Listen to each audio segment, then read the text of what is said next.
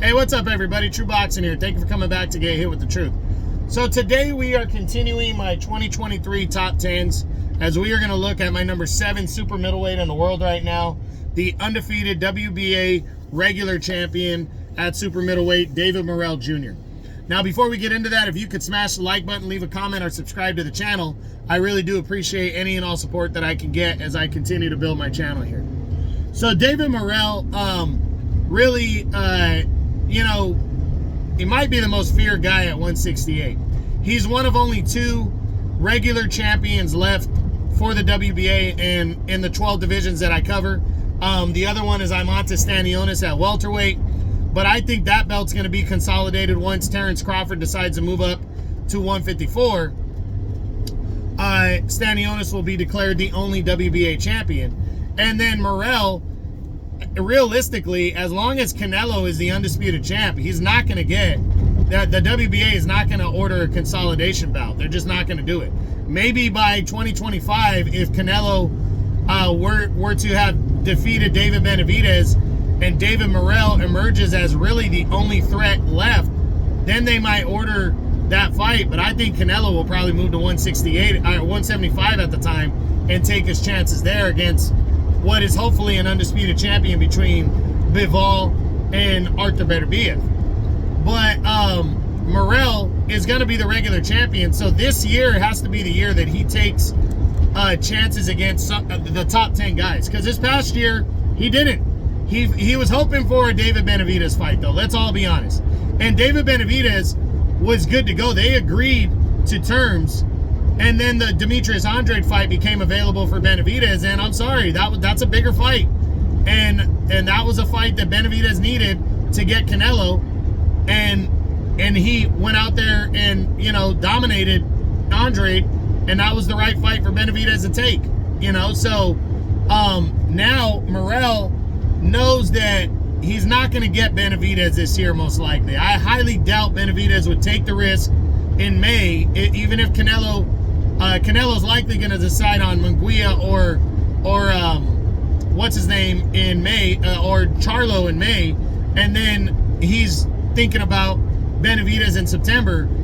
Benavidez will not take a risk like that of losing that Canelo fight by fighting Morrell in May. So Morrell should wipe the slate clean of Benavidez and look at Caleb Plant. And if Caleb Plant doesn't want to fight, which I don't know if Caleb Plant wants the Morrell smoke, he might, but I don't know if he does. If he can't land those fights, then I think he needs to start taking on the top guys in the WBA. This past year, Morrell fought Yamaguchi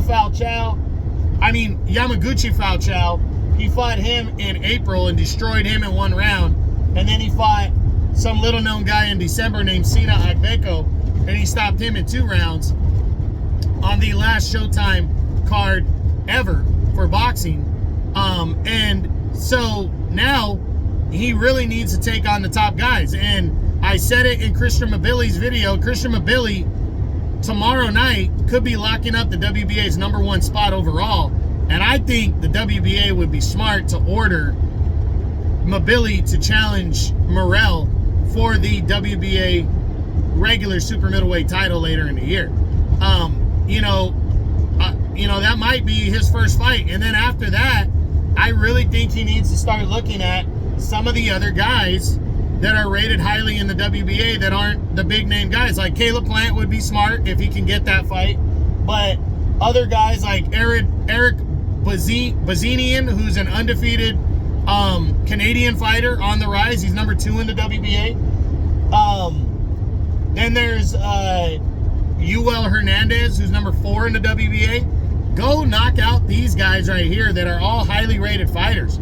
Take these guys on and wipe them off the floor, you know, to continue to secure that WBA shot at some point. That way, like I said, heading into 2025, there's no doubt. But yeah, I would definitely, if I was him, I would definitely be trying to land that big fight with Caleb Plant this year.